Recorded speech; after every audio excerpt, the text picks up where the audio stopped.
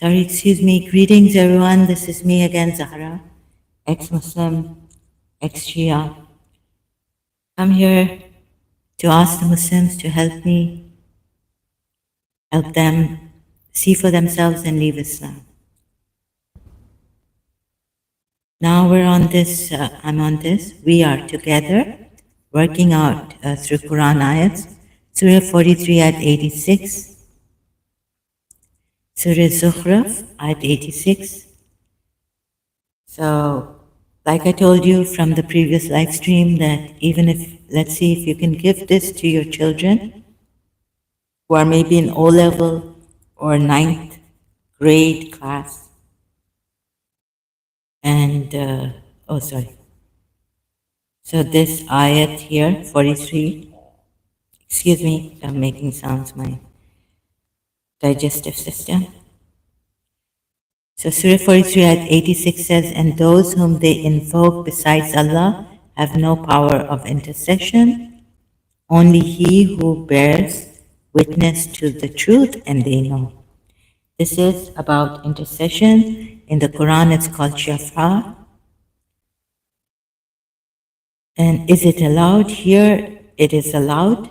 The Quran ayat, Allah allows intercession only he who bears witness to the truth, and they know. I don't know the last part, what it really means, but anyways, we'll go with this. This for sure, right? Intercession is allowed. So what is intercession and all this? You can, I've put here Islam QA info website. It's a Sunni website. How many types of intercession are there in Islam? Searched through Google search. Intercession means mediating for someone else to gain some benefit or ward off some harm. It is of two types. The first type, intercession, that will take place in the hereafter, on the day of resurrection. The second type, intercession concerning matters of this world. Now, there's difference between Sunni and Shia on this intercession. Slight difference, but you can read this whole thing on this in what are the types and, in detail on islamqa.info website. Just search it on Google or something. Then this is what I've written here on Quran ayats. On calling other than Allah is worship and not allowed, right? So just calling on, this is not shafa'na, this is not intercession, but calling on other than Allah is worship. So I'll show you through Quran ayats where it says it's worship, and the way it comes to this, that if you call on someone, it's worshipping that person and not Allah. And it's not allowed in Islam, falls into shirk, meaning associating others with Allah and worshipping someone else other than Allah. So I found this verse in Surah Ghafir, Surah 40 ayat 60 says, "And your Lord says, call upon me, I will respond to you. Indeed, those who disdain my worship will enter hell, contemptible." So you read the other ayats also in Surah Ghafir. Very terrible, terrible, terrible punishments of hell for those who call upon Allah and worship another, or if they don't call upon me, Allah, indeed those who disdain, so they disdain from worshipping Allah if they don't call upon Allah. So here in this verse, like it's implied, if you work it out, the way I try to work out Surah 43 at 86, calling upon Allah is, worship, right? Style used, logical deduction. So the style used here, we bring about a logical deduction from this. This ayah can be used to mean calling upon other than Allah is worshipping them, or calling on Allah is worship of Allah. You get it? So this is the style of the Quran that I've worked out. So come to the conclusion that if you call on any other than Allah, you're worshipping them. And because here, if you do not call upon me and you disdain from, then you disdain from worshipping him, like you would pray to him in all circumstances. It's not like, you say, oh, I don't fear this. For example, I'm not going to call on Allah. I don't need anything from Allah. So this ayat is on that. People who say, I don't need anything from God. I'm not going to pray to God. This ayat I've put here only to show you that if you call on other than Allah, then it is worship. So this is how we work it out, the style of logical deduction here. That's why, okay, then that's why on this surah, Surah 43 ayat 86 that I'll be coming, I use the same style to work out what? That the intercessor that Allah has permitted for you in Islam, you can call upon, right? You can call upon them or him. The one who testifies to the truth also, that's the one who Allah allows intercession for, and thus you can call on him. But here, we have a contradiction. Now, this is where the Sunni and Shia. Sunnis actually don't understand. Okay, no, they understand intercession. They understand Sunni Islam. They know it there. It is there. You can read this on this website, Islam QA. It is allowed. How on the day of judgment hereafter, resurrection day, and other concerning matters of the world. Right? So you can get a Sunni point of view here. The green one is Sunni point of view. The red one is Shia point of view. Now the Shia, Shafa intercession is allowed, but calling on other than Allah not allowed without Allah's permission. And here I'm a little bit confused also about my former religion. But we called on Ali and we couldn't find, I couldn't find an ayat in the Quran until recently that you can call on. But the Shia say since intercession is there and wasila also comes in, means of approach to God, you can call on Rasulullah, Prophet Muhammad, Imam Ali, these people, and use them, and then they will pray. They will call on Allah to pray for you, right? But direct, like it's indirect, and yet it's not like there's a little bit of confusion for me here. I haven't been able to straighten it out, work it out properly. But going still on this, that if I'm not wrong, the direct, we're not, intention maybe is needed, that we're not directly praying to Prophet Muhammad. We call on them by not praying directly to them. It's a kind of a very thin line. So this is what the Sunnis don't understand about the Shia belief on this. We do not call on Prophet Muhammad to pray on him, pray to him, but we call him as an intercessor, even Imam Ali, and as a wasila to God, to seek nearness to God, or to get something from God, or to get his pleasure, to get Allah's pleasure. So there's a very thin line which the Sunni Muslims don't understand. about the Shia belief in this. Shafa, intercession is allowed, but calling on other than Allah not allowed. Maybe without Allah's permission.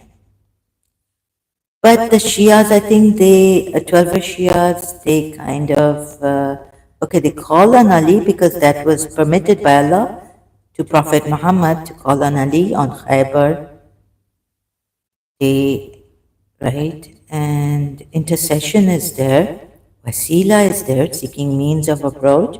You go to Allah through a method, like you go to your namaz, you go for an obligatory prayer, seeking nearness to Allah, so that's a method you take. But I wonder what the Shia belief exactly is on calling on Allah directly. Calling on the intercessor directly. But if they understand, they could then say about this ayat that Imam Ali, the witness to the truth, or even Prophet Muhammad can be invoked upon, like dua done directly. So now,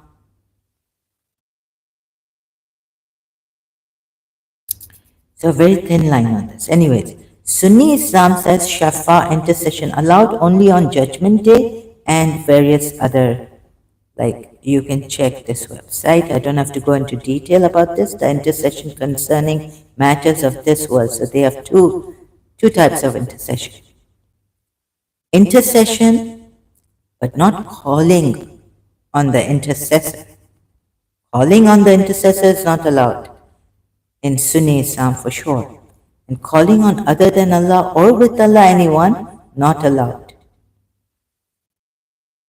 Dua, doing dua, nor invoking on anything other than Allah. So this is very clear in Sunni Islam.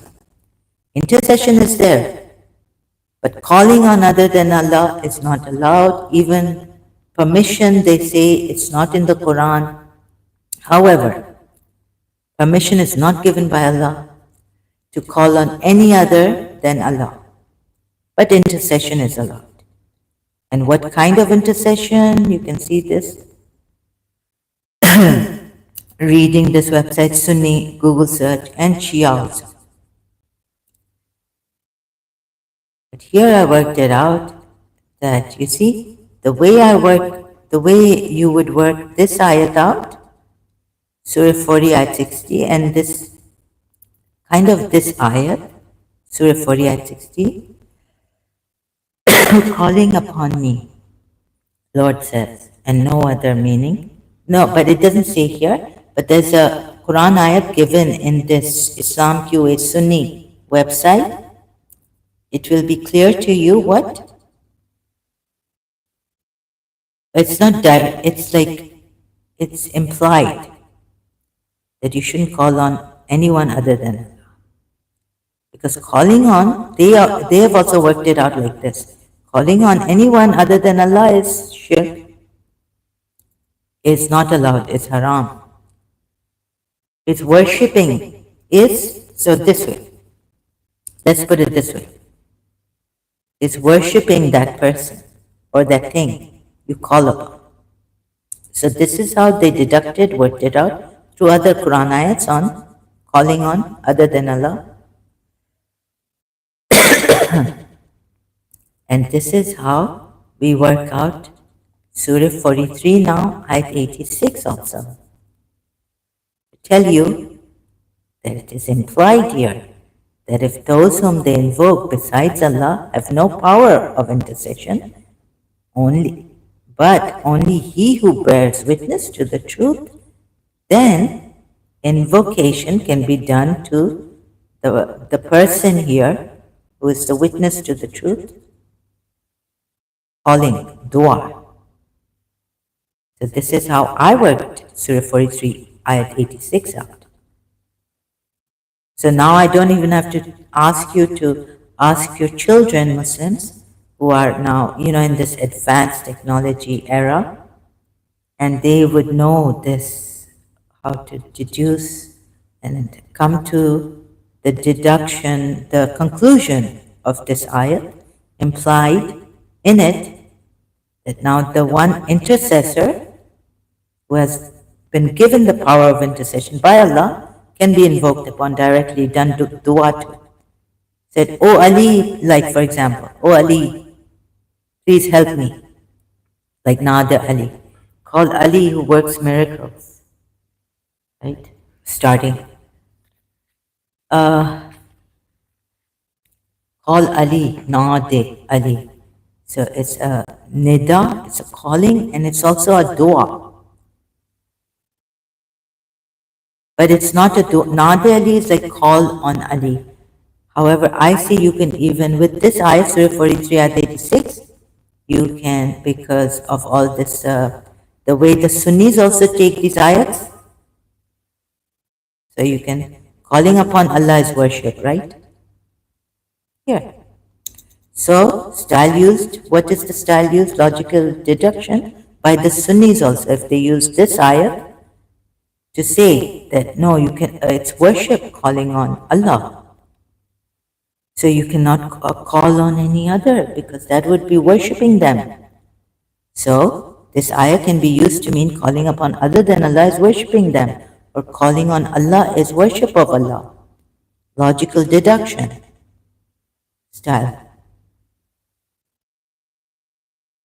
And then using the same style, you can go to Surah 43, ayat 86, and now there's another one also. Surah 40, ayat 66. Say, O Muhammad, meaning, in brackets, say, indeed, I have been forbidden to worship those you call upon besides Allah. Worship. Okay, here it's a bit indirect, more indirect than Allah, besides Allah, once the clear proofs have come to me from my Lord. And I have been commanded to submit to the Lord of the worlds. So I choose this ayat more, Surah Ghafir ayat 60. Call upon me, I will respond to you. Indeed, those who disdain my worship. This is a more direct ayat than this. This would mean, this would have a lot of debating, a lot of research, it's kind of complicated here, not very direct. But the Sunnis can use this ayah to say that calling it forbidden to worship those you call upon. So it would be if they call upon others than Allah, they're worshipping them. So the Sunnis can even use this ayah to say, Surah 40 ayat 66, that it's implied here. To call on other than Allah is worship of them. So how they conclude from this ayah, or deduce, logical deduction style. But, however, then we, Shia, so I've read this. So now we come to Surah 43, ayat 86. We use the same kind of a thing that the Sunnis use for intercession.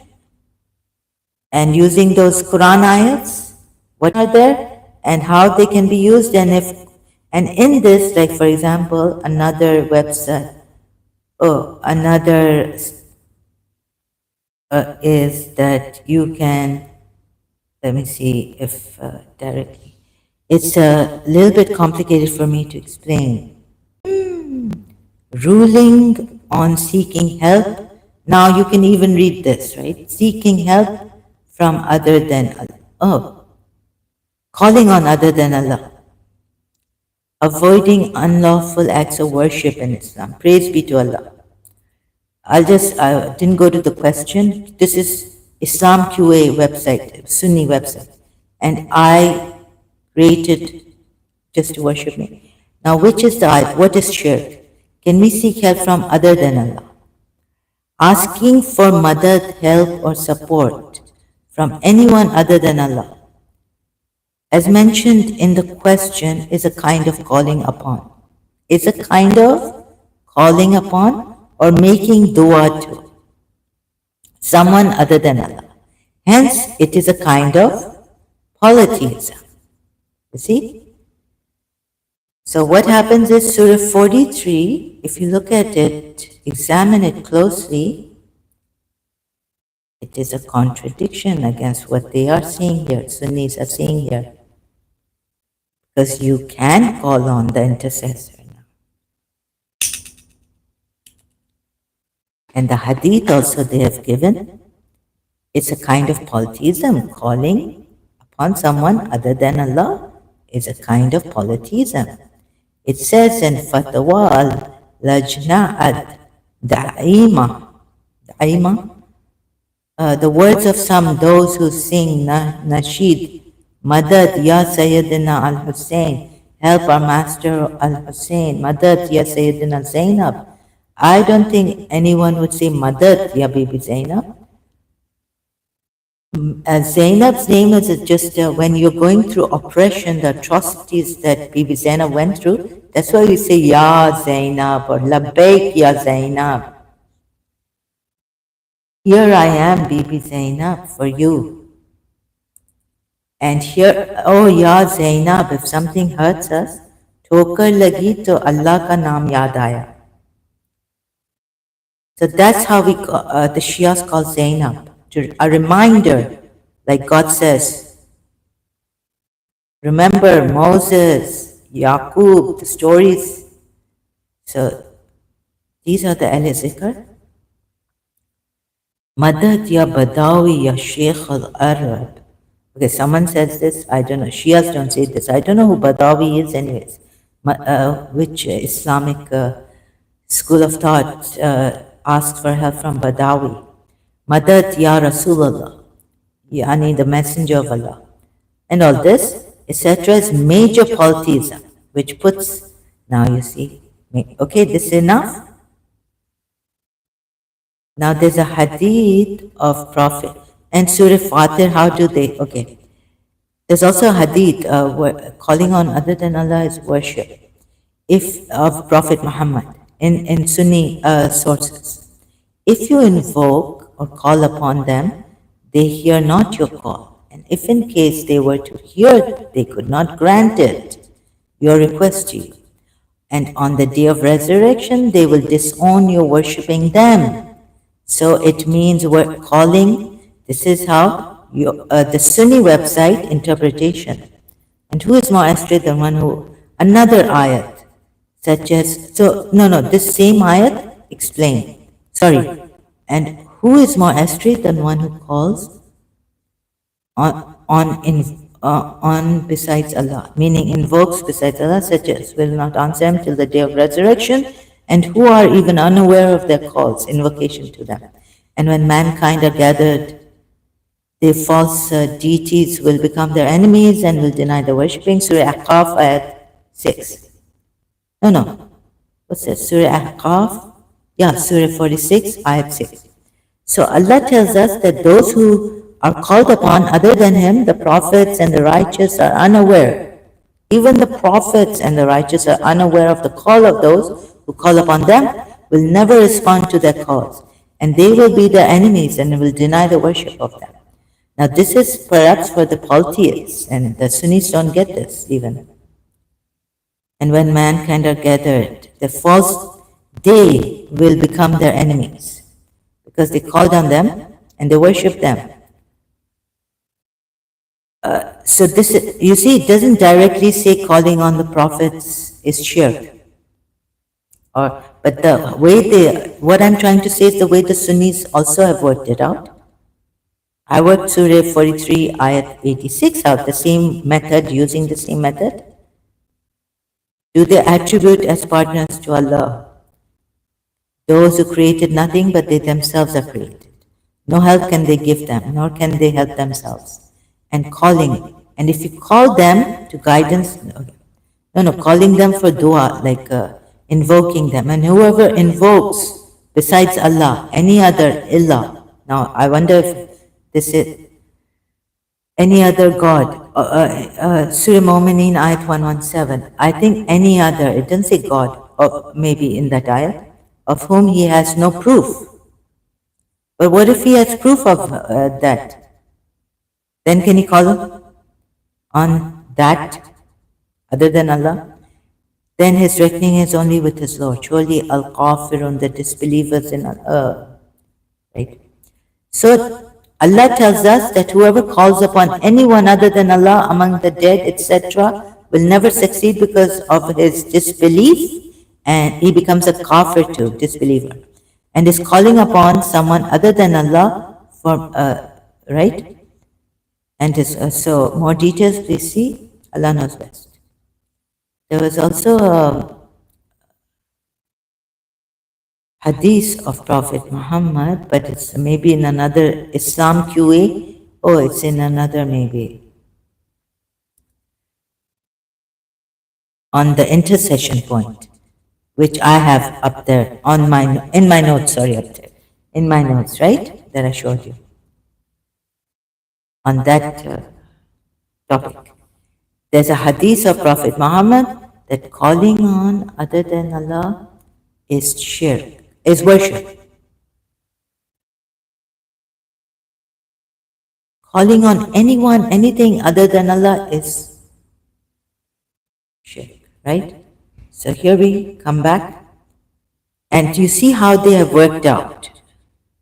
They have even not considered some of the ayats that can be for the polities in context. You need to read some ayats in context, so that there should be no contradiction in the Quran ayats about this. On this, I say the Shias try to work it out. The Imams have helped them, and Prophet Muhammad has coming, you know. So that intercession, but I wonder if directly doing dua. We do dua we have dua tawassul on Tuesdays. We call on Ali, Fatima, the 14 Masumeen, the 14 infallible. Bibi Zainab is not in it. Bibi Zainab is not a completely infallible lady. She's half. Even though the daughter of Ali and Fatima. Okay? So this is the way I also worked it out. And if you, by the help of all these websites, your Sunni websites, and Shias also, you look about Surah 43 at 86, how I worked it out. The one who is allowed intercession can be invoked upon. Those they call upon. No power to intercede, except one who testifies to the truth. So when they get the power to intercede from Allah, what power is in that intercession? You see. Then you can do dua to them. You can not only nada, that Zachariah called down his Lord. That's nada. Now you can do something like pray to them. Shia belief called upon to intercede for them and pray to Allah. I think to be on the safe side, this is the 12 Shia belief. But this I chose, if you work it out like the way I've told you, that the power of intercession given to this one, so then you can call on him. Although there are other ayats saying, do not call on any other than Allah, but I think there should be generated in context to polytheism, if there's any proof. If there's proof, then even the shafa, the one who's given the shafa, has the power of intercession, and you find out who that person is, then you can call on him. And here is the hint. So excuse me. Witness to the truth. And they know. So you can do dua. Like Abraham did dua to the Lord. Surah Abraham. You get it? Very, very easy. Dua.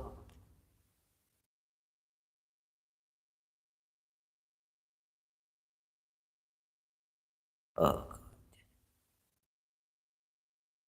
Sorry, I might have to go and then continue with this later.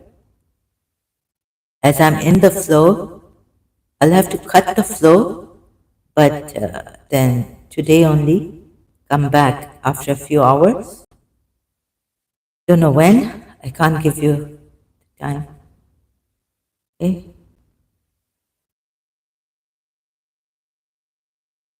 So dua definitely is there in the Quran. There are people saying, Muslims saying there's no dua. My Lord, they have caused many people to go astray. Oh Lord, I've settled. So, oh Lord, settle some springs. Dua is here. Where's dua? Prayer.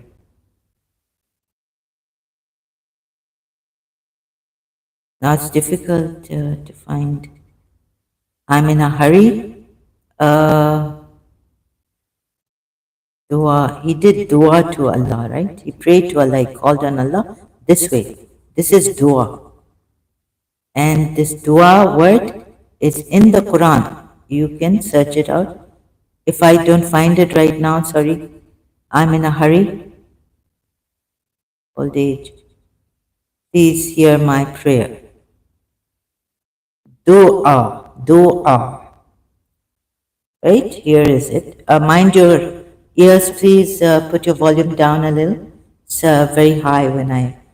This is screencasting, that's why this, when I press on this, the volume is very, very high. Higher than the, more than what my voice is coming to you, how my voice is coming to you. Dua, dua. He has to stretch it because that's the way they pronounce it in Arabic, the word, Quran word. Dua, dua is in the Quran, right? So my prayer. So this prayer, he's praying to Allah directly. So many, like you see, we don't see examples of prophets praying to whom? An intercessor or believers praying to a prophet. Yes, that's right. Sunni side, that we don't see this. We only see prophets praying directly to Allah. So even the Shia say something like direct prayer to Allah, but we can use them as intercessors and but pray directly to Allah. Asking for help from them is the Sunnis say it's a dua. It's shirk, it's kind of shirk. They put it in this category, calling on Allah in this way, praying to them. But the Shias distinguish between that. Now, how to explain that? I don't know. I would need more contemplation on this or someone's help, like a eloquent person like Dr. Khalil Andani. Another thing is, I was doing the Ismaili Khana Hikmat, sorry, website on Surah Najam. And recently, Sabir Salim uploaded a video on Khana Hikmat, this person from Ismaili.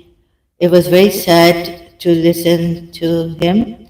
They have split, some of them, Khana Hikmat. Oh, so proof he was giving, but there was another commenter. How dare you? Oh my God! Now, wanting to unite the Muslims, Sunni, Shia. What I what I saw there was like, I said thank you very much, brother, and thank you for the information. That I cannot. Maybe this has something from the Ismailis, but this Nasir al-Din Nasir Hanzai uh, was banned from the Ismaili. Very, very sad. And he also went crazy. According to Sabir Salim,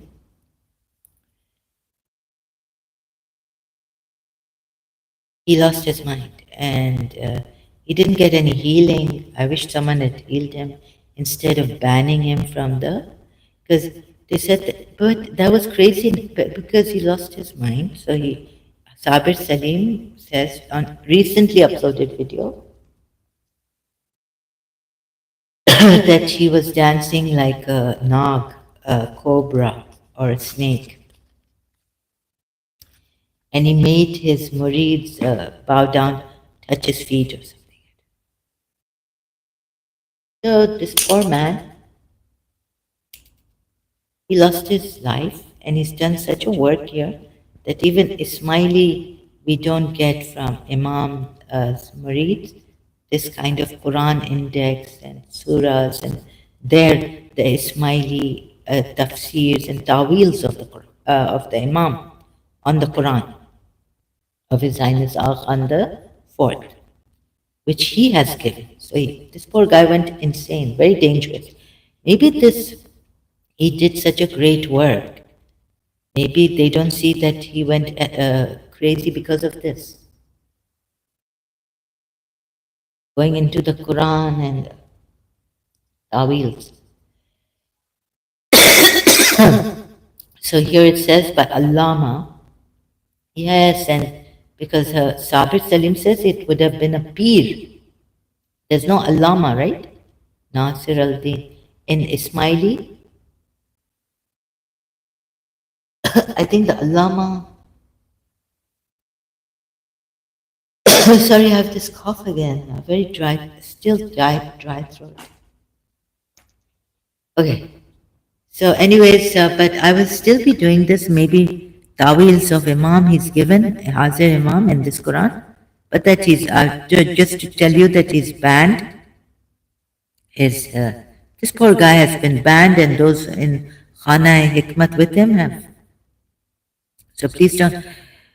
Look, please be together. And it was sad also. It was like disturbing to see that someone has, how dare, telling his fellow Ismaili, like, how dare you say, I from Khana Hikmat, they're from up north, Pakistan, maybe. How dare you say that? You have no evidence.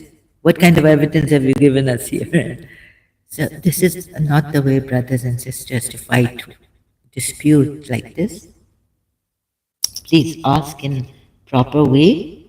It's so sad to see now the Ismaili is also splitting here, and he was banned from the Ismaili. I wish Hazir Imam had. We would have all prayed. The Ismailis would have prayed for him to get well. And Sabit said he lost his mind. So how can you make him accountable for doing the things he was doing? And then some are laughing, laughing emoji. Are you going to laugh at me here? So you see, the deeper you go into these kind of things but he thought he had Imam with him, right? But he went crazy. It's very heavy stuff in it. Especially this, not the Hinduism, like you may meditate, that meditation. Maybe if you go to Hindu scriptures, you'd go crazy or something. Reading too much. So I don't know. There are people, scientists, they go through so much details and so much hard work, reading, research, philosophers, reading philosophies of this Kant and this, and the Greek philosophers. How could you go insane? Anyways, this I don't want to stretch it. So it was very very sad to see that. I want peace, and please, when you question your own people, do it in a way that you don't come into dispute with each other. Just like right now, maybe, you could say, thank you for the information. Very sad to find this out. My comment was that I feel really sad and I wish someone had healed him. And but I didn't put Ismailis. So God forgive. I mean, he went insane. Sabir Salim on the same breath says that he went insane, this man. Poor man. It's very sad. And maybe it's no more or what? I'm not sure about that. So anyways, if he's alive, may he get well and regain his senses. But he's banned, they say. That's so sad, right? And so this all. But you see, I want, so please see this. I want, oh, we wish, don't you want peace and no dispute, like the Quran says, do not dispute one with each other. And so So, as mentioned before, intercession according to Shia, many Sunni scholars means that on the day of judgment, some special servants of God will intercede for believers who sinned with permission of God, and as a result, the sinners will enter heaven. So this is the Shia website, al-islam.org. And now what do we have here? Surah 40, ayat 84. But when they saw our punishment, they said, we believe in Allah and the one Allah.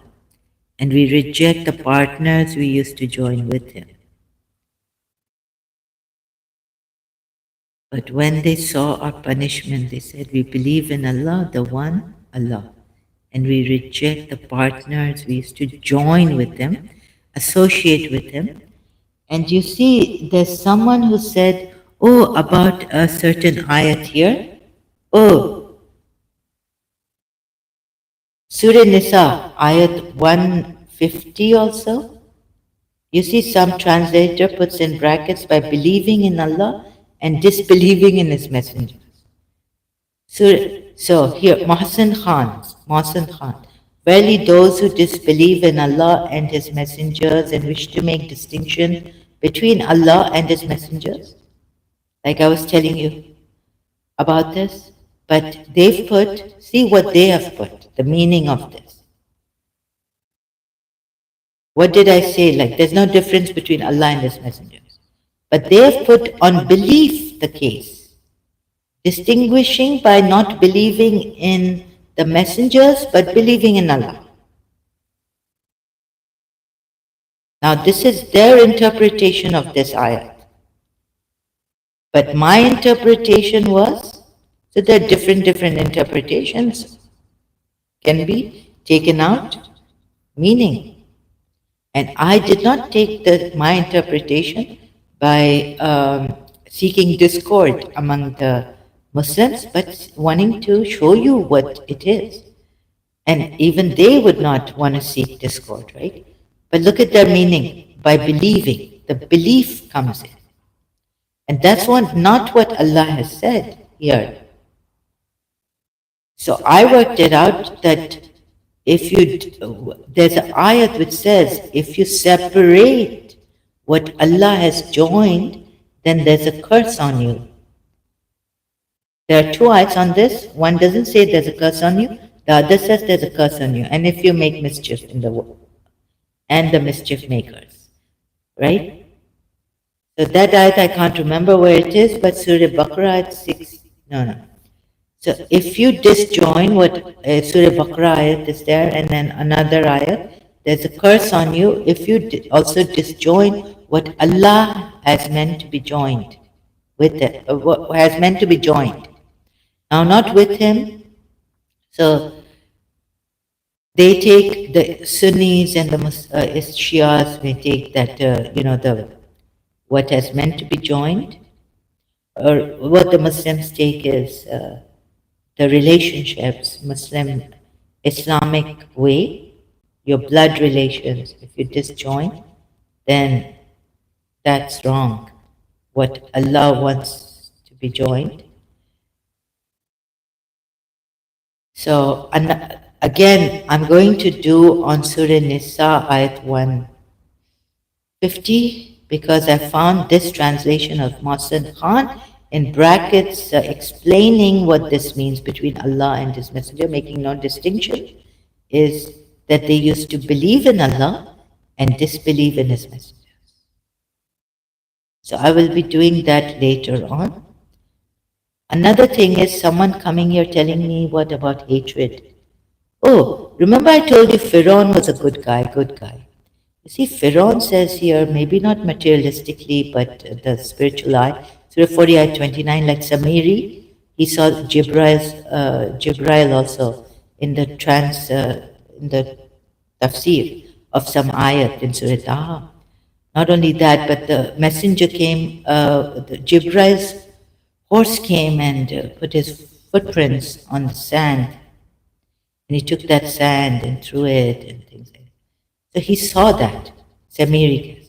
Surah 40, ayat 29 says, O people, Sovereignty is yours today. Oh, my people, sovereignty is yours today. Sovereignty is yours today. You're being dominant in the land against fear. But who would protect us from the punishment of Allah if it came to us? Pharaoh said, I do not show you except what I see. So Pharaoh has shown them what he sees.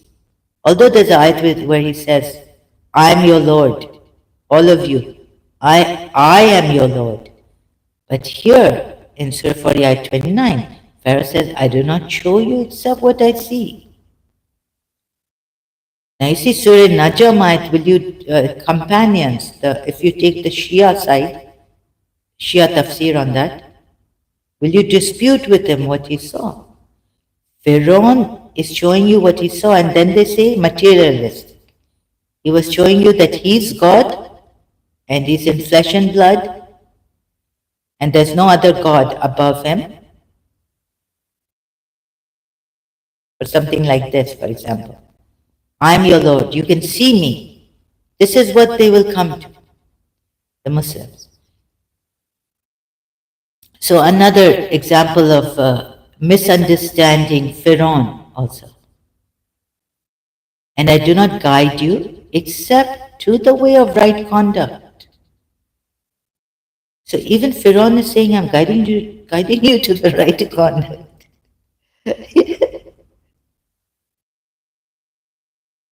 Okay, you could call him a what? And another thing, you call him a hypocrite. So the story about Pharaoh come in the Quran or even in the Bible could be wrong. There could be a Pharaoh who was a tyrant. There were many pharaohs.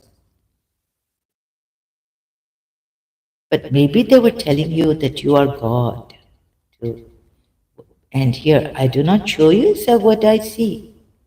So at least he's showing you. Surah Najm, he wasn't even showing the companions, except for you take it positively, like Khana Hikmat has taken it. Banned Ismaili, if I may say so, I don't know. By Sabir Salim, I heard, and he's an Ismaili. It's trustworthy. But what very positive ayats in Surah. Companions is your companion has not erred, neither does he go astray, and he saw, and will you dispute with him what he saw? I think this Pharaoh is better. Surah 40 ayat 35 says, those who dispute concerning the signs of Allah without an authority. Now please Muslims, I am doing with authority the book of the source, your Islamic source, the highest, Quran, showing you contradictions and all this. So I'm not disputing concerning the signs of Allah without an authority. So please don't put me in this category, having come to that. Great is hatred in the sight of Allah.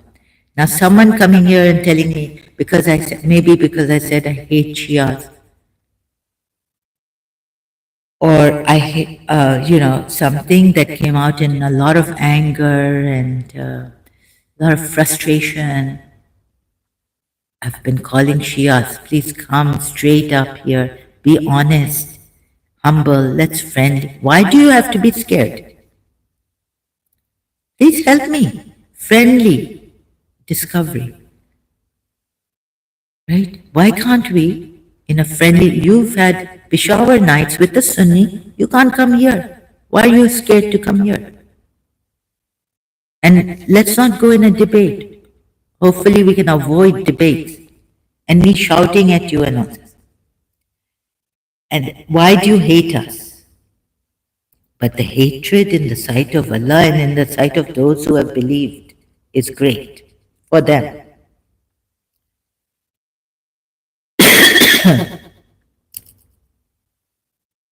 Doesn't your Allah and your believers, wouldn't they hate those who dispute concerning the signs of Allah without an authority? But if they do it with authority, why do you? So also this, without an authority, please see, why should I be hated when I take your main source, Quran ayats, first and foremost, and showing you so that we don't have disputes or debates, and then you decide, helping you also to decide without fear of, because you see, also that, trying my best, and you come here and tell me, why do you hate us? So for that, I didn't have an answer at that time, proper answer. Surah 40, ayat 35. Why do you hate these people also? Because without an authority, they are disputing concerning the signs of Allah. And what authority? Did they have the whole Quran ready, written for them?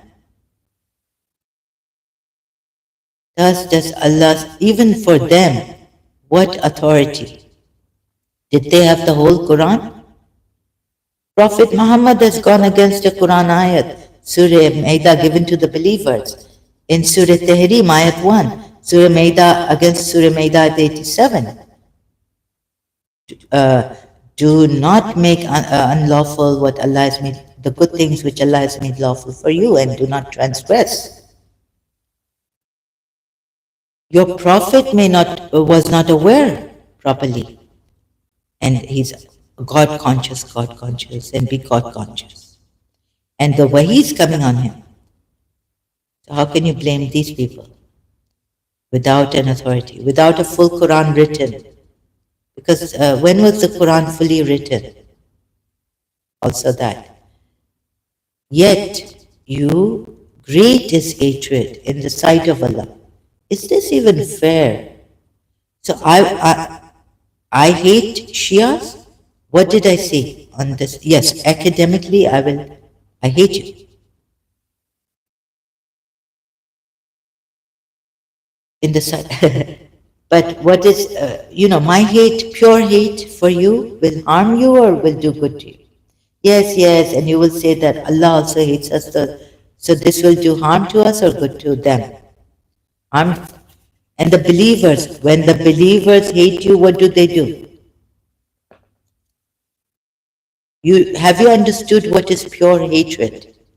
You don't harm people. And when you have come, so why did the believers break the houses of the Surah Asharites? Do. That's not I'm not saying harm people. We can vent out sometimes unmistaken. Sometimes it's like too much for me, right? Frustrating. My brothers, I can't get help from anyone here. I'm all alone. And I get such people coming here. So you see, also, Shias, can you see the Surah Ghafir? My goodness. If you call on any other than Allah, what is going to happen to you, the punishments you see here? So this also. It is scary, right? So can you blame the Sunnis for being so scared and such one ayat coming, like I have to work it out to even tell the Shias that a direct dua can be done to Imam Ali. Forgive us, where is it?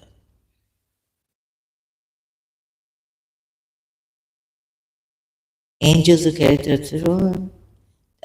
They also pray for our Lord and admit the God to.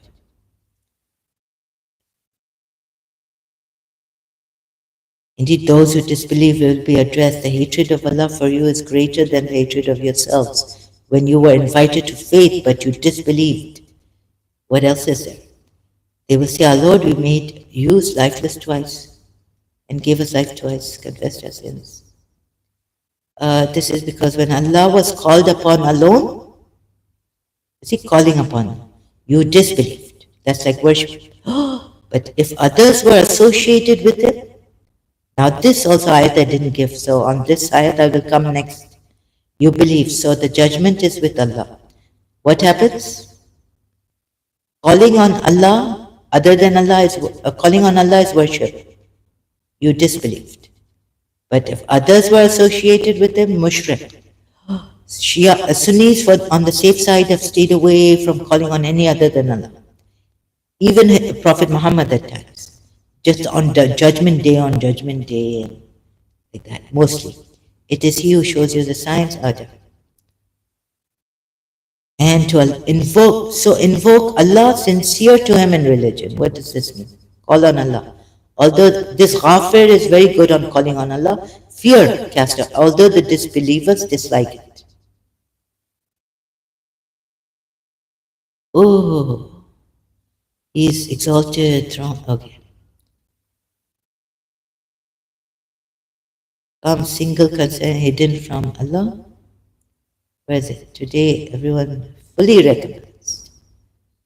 Warn them of approaching day when hearts are at the throats, filled with distress for the wrongdoers. Oh God. Sunnis will not come close. You have Shias have Imam Ali and your proper continuation.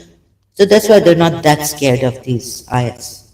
He knows that which deceive the eyes and what, because they're told if you don't believe in Imam Ali as a wasi, Muhammad, Allah, this will happen to you. He knows that in which deceives the eye, calling on Allah, and Allah judges with truth. Invoke besides Him, judge not with anything. Invoke, invoke besides truth, while those they invoke besides Him judge not with anything. But Prophet Muhammad has become the judge.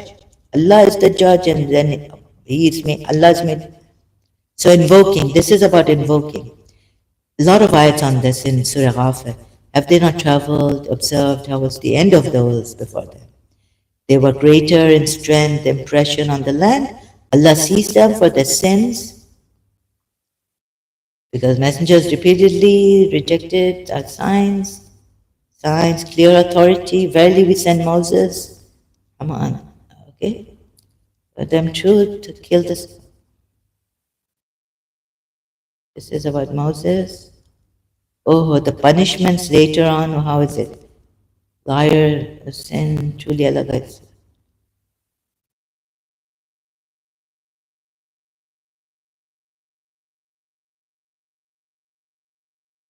Fear the day. Oh, in the end, it's a long surah, fleeing. Where's the punishment? Sorry, I keep forgetting. Joseph also, arrogant. Aman, Pharaoh. Oh, I have to be quick, but I can't be quick here. So I'll come again. And what are the punishments here? Surah Ghafir.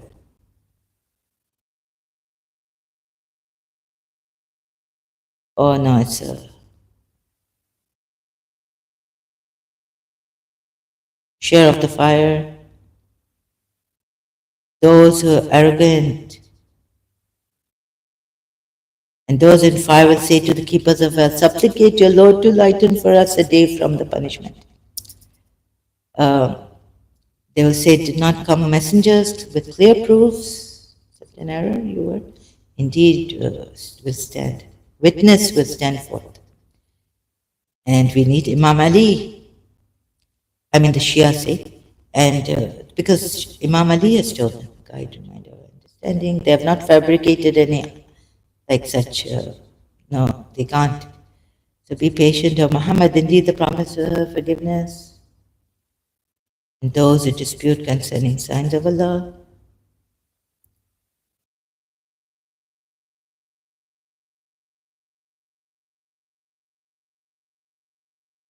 they believe not in the hour. Call upon me. Your Lord says, call upon me, I will respond. Indeed, those who disdain from worshipping me, this I did. And then where's the punishment? I should have now denied Allah's signs, led astray. Oh,